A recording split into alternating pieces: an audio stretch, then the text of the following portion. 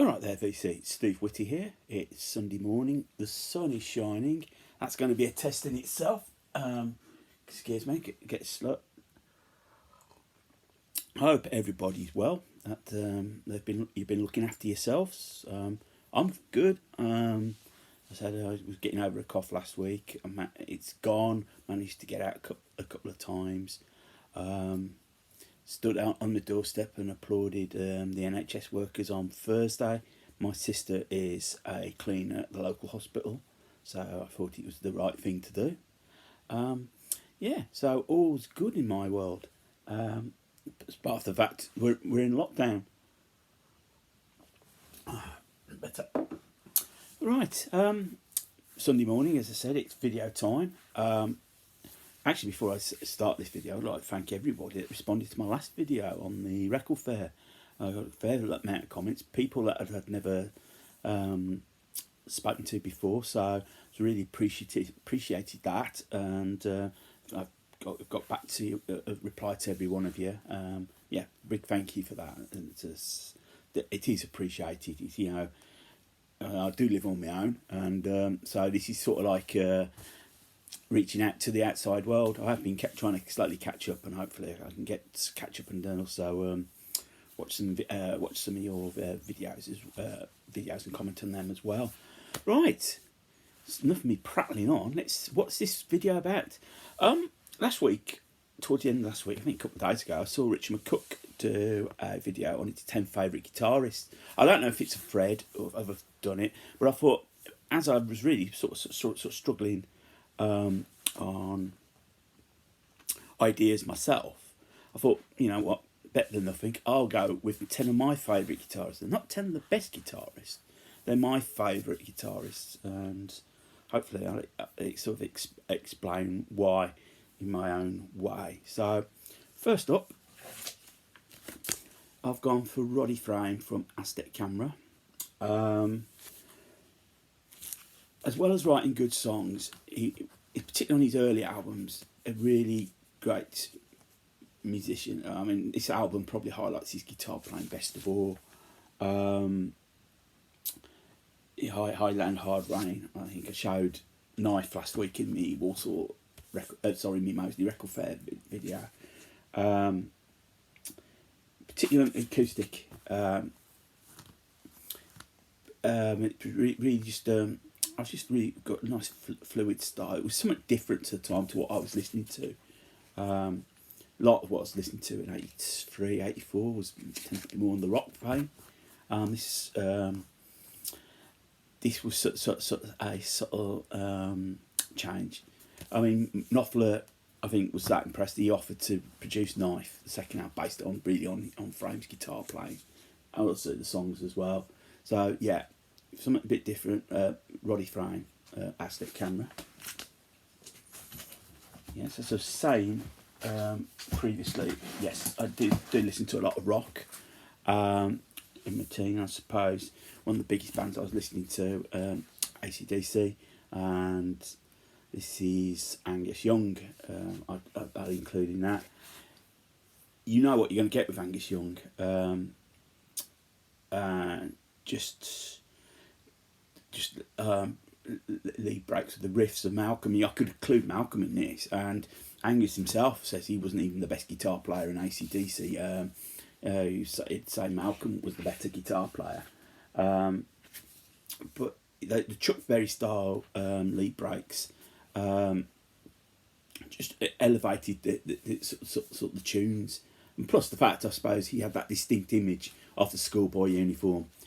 Be interesting. I hear they were supposed to be recording. He's turned 65 last week. Whether coming on stage dressed as a schoolboy at age 65 really is the thing to do. I suppose, you know, you get to a stage where you wonder if that's worth carrying on doing that.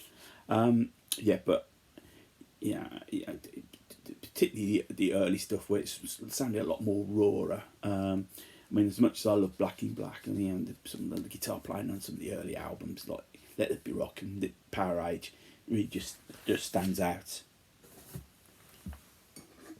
Excuse me, my throat's ever so dry.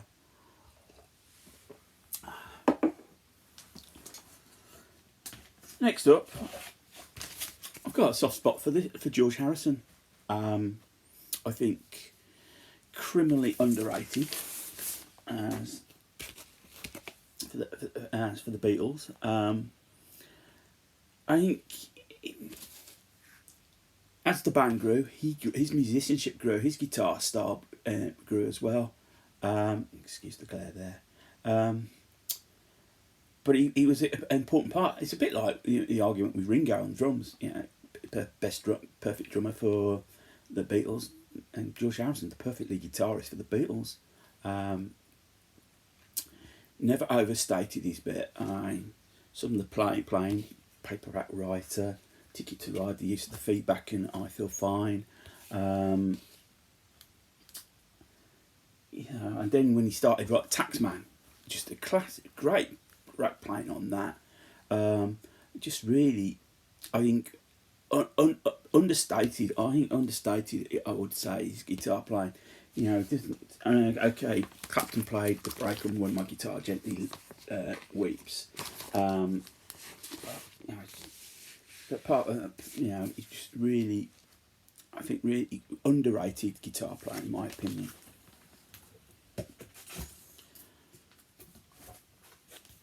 I'll show you this album, though the guy's not on it, doesn't appear on the cover or on the inside cover. It's Fleetwood Mac. This is their greatest hits, and it's Peter Green. Originally it was Peter Green's Fleetwood Mac. Blues guitarist, but added I think a little bit soul to his playing, particularly with the early Fleetwood Mac. Some of those beautiful Albatross, and that those early Shake Your Money Maker, Need Your Love So Bad. Obviously it took a mental toll on him, especially when it became successful, and he couldn't quite accept all that fame brought. In a way, he's a bit of a lost talent to British music scene. Yes, he made solo albums, I think, and then he had this splinter group when he'd come back in the late 90s. But it never quite the same. And to some people, Fleetwood Mac were never the same without him. They won't even go down the Buckingham Nicks route. But this great player.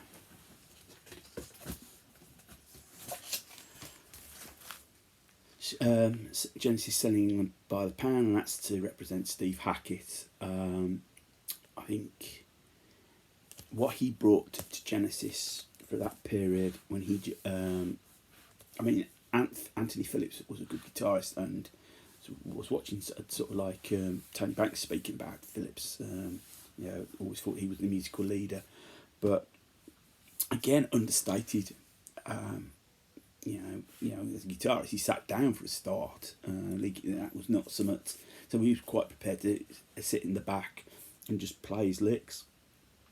But some of the playing on these albums, Foxtrots, Nursery Crime Foxtrots, Selling England by the Pound, The Lamb, Trick of the Trail, Wind and Wuthering, and in a way, he's very much a keeper of this Genesis flame. Obviously, when he left, Genesis became more, I wouldn't say pop orientated. They wrote shorter tunes, but then again, in the 80s, people did write shorter tunes. So in a sense, so did Hackett on his solo work. His solo works is also worth checking out as well for his playing. Just really understated, and just absolutely wonderful guitar player. And he's check this album out because some of his best work's on here. I'm going to show two albums to represent my next favourites, and this is some 70s and 80s.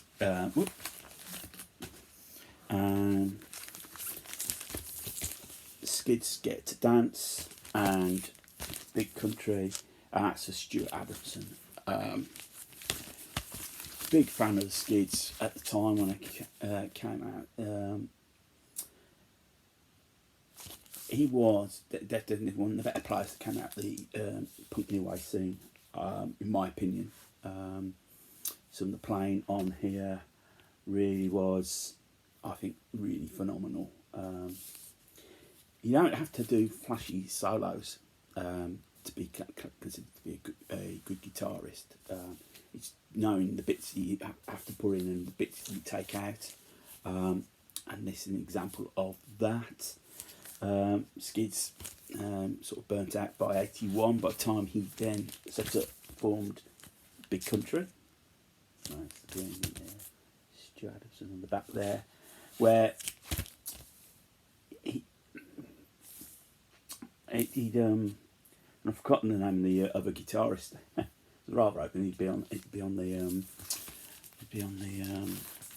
back cover. They formed this sort of like bagpipe sound. Bruce Watson, that's it. With Bruce Watson formed sort of like, it was almost like Celtic bagpipe sound, which on this album just stood out. Okay, it's sort of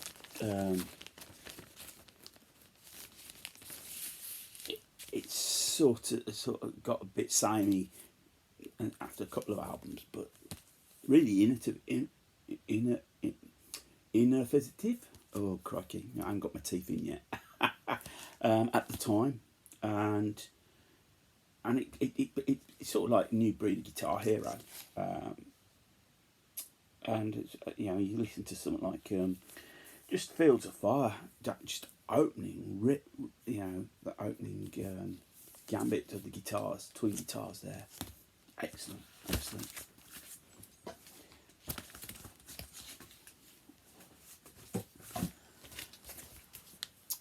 I thought, you know, I was never going to have favourite guitarists if I didn't include Alex Life and Rush. I was playing this during the week, 2112. There we go. Absolutely wonderful guitar player. But all three were great musicians, and I suppose to stand out, you had to be really good. I think they all grew together as musicians, but his guitar playing. I think he was so adaptable as well, from the sort of like hard rock of the debut album into the more subtle changes when you come across from Fly By Night up to Hemispheres, and then when they go into the 80s, sort of to adapt, use guitar synths in there, and in a way still be relevant as guitarists, even though the guitars in the 80s sort of took a back seat to the keyboards, and then just to come back up again. Some great stuff on you know, playing on there, and I've always got a soft spot for Lyson. And I know he's now, you know, Rush is finished, and I think he was suffering with arthritis as well. I think wear and tear on your fingers, and that's what had basically meant that his guitar playing wasn't as good as it used to be. I've got three more to show. Again, going back to the punk new wave, Andy Summers, please. I think it is fair to say that his role is very understated in this band. Yes, you've got Copeland who formed the band. Yes, you've got Sting who wrote the songs. But to carry him off, you have to have somebody to help carry him off. And I think it helped that Andy Summers had all these years of playing with Sleep Money and D'Artagnan's Chariots and all this time in America as well. So he offered more, just a little bit more than just basically punk new wave thrash. He offered, you know, Sting wanted the reggae shot, do a reggae tune. He could play it again, like Lifeson, adopt the guitar synths as well to sort of broaden out the sound, sort of perfect for the Police. You know, it is highly notable that really Sting doesn't have much guitar on his solo stuff. Doesn't have much guitar bass in it, primarily because I don't think he could find another one, that guitarist that could match Andy Summers, in my opinion. Andy Summers, after the Police split, recorded an album with Robert Fripp, so I'm going to include Robert Fripp in my list. absolutely wonderful guitar playing. Totally came about it from a totally different set of eyes. He wasn't from really the blues bass, and you come across it from a totally different angle, and he admitted as such. Was a program on BBC called The Guitarists That Changed the World, 10 Guitarists That Changed the World, or something like that, and he appeared in sort of like saying, where I came from. Obviously things like 20th Century Skids, now the debut album. This is a good album to sort of highlight his guitar playing. Red, absolutely wonderful album, wonderful player. Still doing it now, but also you've got to remember all that stuff he contributed to Bowie as well, and during the Berlin period. That should not be forgotten as well. I suppose the final one, and if I was going to have a favourite, and I was listening to a lot of this guy yesterday, I cleaned my tape deck, and I've got a few tapes of theirs, and it would be Bill Nelson. Bebop Deluxe here, he's great sticks of Bill there, if you don't recognise him. Yeah. On the back. Absolutely wonderful. A sort of a bit of a pioneer. He always, as a guitarist, never stood still. Could have been quite easy to go on with, like doing songs like Made in Heaven. Absolutely wonderful playing on that. Sister Seagull, but he took it further. The albums became not so much less guitar based, but sort of like more punkish new wave-ish. And then obviously he split Bebop Deluxe up to form Red Noise, and then he's been ploughing his own field. Still a wonderful guitarist. He doesn't play as much now because I think he's actually quite deaf, profoundly deaf in one ear. But this is just a wonderful comp. If you want to get into Bill Nelson's playing Bebop Deluxe, this is as good a comp as you're gonna get. So yeah, wonderful guitarist. Probably is my favourite guitarist actually. That's mainly because I listened to a lot of him yesterday, as I said. So there's my 10 favourite guitarists. It'd be interesting to see what other people think. I'll keep an eye out to see any more of these threads. So I've been keeping myself busy with tidying my records up, sorting singles out. I think for Easter I might just play for 45s over the Easter break, just to break up the monotony and just a bit of exercise, having a dance around the floor. It is difficult. So I live in a small flat, and I don't have a balcony, and I don't have a garden. So, to see the sun shining as it is frustrating. But I've got to take the advice. I'm only really going to go out when I need to get some shopping. That's really all it is. I've just got to keep active. That's the key. I brought some record cleaner. Not use the machine. I'm going to use it manually because that's staying active. Play the records that I'm going to play. I sorted out my tape deck. I've got some cleaner came in a couple of days ago. Clean the heads, so my tape deck is all up, running good. Been reading. Where have I put that book? Where it is. Currently been working my way through this. Julian Cope's 131. It's a time-shifting Gnostic hooligan road novel. It is a bit of a difficult read. I don't know when this came out, but it's weird. And I've got a couple of other books. Next book I'm going to read is That Shock and Awe, which is about glam rock. Simon Reynolds. Worth reading. I've also really found out I've got this as well, so I might keep myself amused. Answer the questions. It's the BBC Six Music quiz book, so that'll keep me busy. I'm also going to sit and work out my 100 favourite albums as well. I've worked out 20 of them at the moment, and I'm just going to sit and put the list down for the rest. Working my way up, downwards. I think that's the easiest way to do it. So that's how I plan my week. Plus, I'm obviously working from home. Still got work to do. So, Beat VC, that ends the video. So, you know, I hope whatever you get up to today, I hope it's a good one. You just stay positive. Let's, you know, in all this, let's make sure we keep positive despite the bad news that seems to be flowing. I am trying to avoid the news as much as I can. I'll get the notifications come through on the iPad, and that'll do me. And I can just read the BBC once. I think if we allow to get the negatives to overtake us, it'll drag us down. Yes, so thank you everyone again for watching my previous videos. Getting some new subscribers, which is really pleasing. I suppose because we haven't got much else to do, but hey, it's always appreciative. I took part in a virtual crate dig yesterday. Pete, my local shop, he did he got a box of records out from his garage and flipped through them, and I've sort of bagged myself a copy of Sweetly of a Uriah Heep album.